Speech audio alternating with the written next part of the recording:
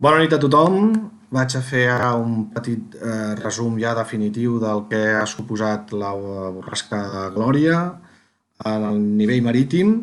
Intentaré fer un vídeo no massa extens aportant tan sols les dades mesurades en totes les boies del Mediterrani, perquè aquest temporal ha sigut d'unes dimensions que ha abarcat eh, tota la costa valenciana, tota la costa catalana i tota Balears, i bueno, faré un resumet ràpid. Eh, jo volia fer-ho tot en un vídeo, després en faré un altre que parlaré una mica del nivell d'excepcionalitat d'aquest temporal, comparant-lo amb les dades antigues i farem una petita valoració de tot. Però com que són tantes dades, he preferit fer un primer vídeo simplement amb els valors que s'han mesurat i que per tant són dels que podem parlar. S'està comentant moltíssim a les xarxes l'alçada d'ona a Barcelona que no s'ha pogut mesurar perquè no tenien boia i ens estem centrant molt en els números, que jo ho entenc, és evident, però no hem d'oblidar que el mal que pot fer un temporal depèn de molts factors, no només un número, s'ha de mirar molts factors. En principi s'ha de mirar l'alçada d'ona, s'ha de mirar el període, s'ha de mirar la direcció, s'ha de mirar el nivell de mar i sobretot s'ha de mirar la persistència del temporal.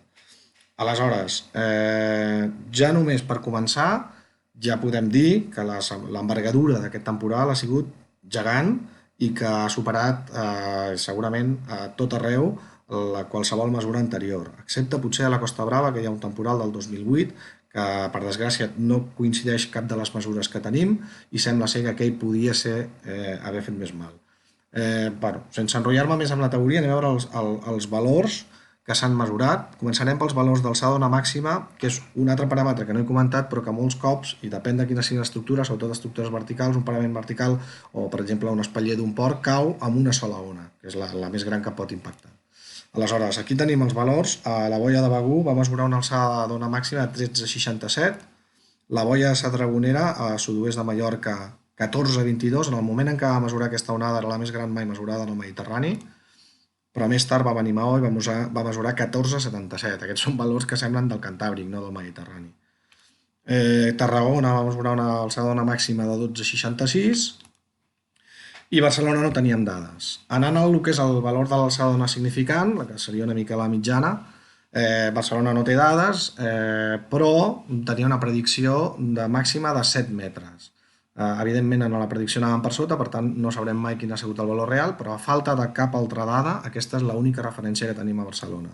Begur va, com podeu veure, a la predicció i el temporal van clavat tota l'estona, i va mesurar un màxim de 7,85. A Sadragonera també van anar bastant a la part, 7,97. Curiosament, el valor màxim que també va mesurar Maó, ja dimarts, a posteriori, i en canvi Maó sí va anar per sobre de les prediccions, sobretot en l'últim tram del temporal.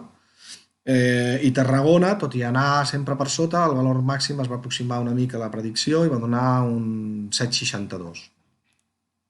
I finalment València tenia una predicció absolutament desbordada de 9 metres i va donar l'animalada de 8,44, que aquest és el temporal significant més alt que s'ha mesurat al Mediterrani, exceptuant de les boies de Begur, que en té algun més alt, no gaire més alt, quan bufa del nord.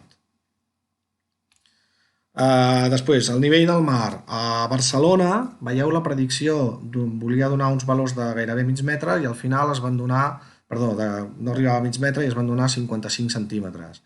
Aquest és el paràmetre segurament que ha fet baixar una mica les destrosses a la costa, perquè no hem tingut sobrelevacions de 70, 80 o 90 o fins i tot un metre com havia hagut en altres temporals.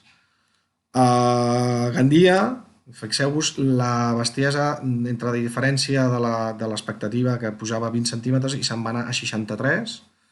A Maó va augmentar molt poc i a més aquí la cel·lació va ser poc significativa. I finalment a Tarragona, sobre el que s'esperava que era gairebé mig metro, va arribar a 66 centímetres. Aquest és el paràmetre més important segurament a l'hora de penetrar l'onatge dintre del Delta de l'Ebre, que com tots heu vist ha sigut devastador.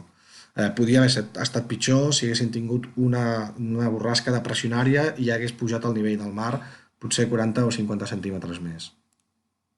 I finalment els períodes, que és l'altre paràmetre bastant important a l'hora de calcular l'energia de l'onatge i, per tant, la capacitat destructiva. A Barcelona no tenim dades, però sí, la predicció es va quedar vora els 12 metres, que són un valor, són els més alts que s'acostumen a mesurar al Mediterrani. Per exemple, les que sí que tenim mesures, a Begur se'n va anar fins a 13,09. Com podeu veure, a més, a Begur, fins i tot el període, la predicció va ser pràcticament clavada a el que realment després es va mesurar. A Sadragonera vam mesurar 13,48, a Maó 12,50 i a Tarragona 13,67.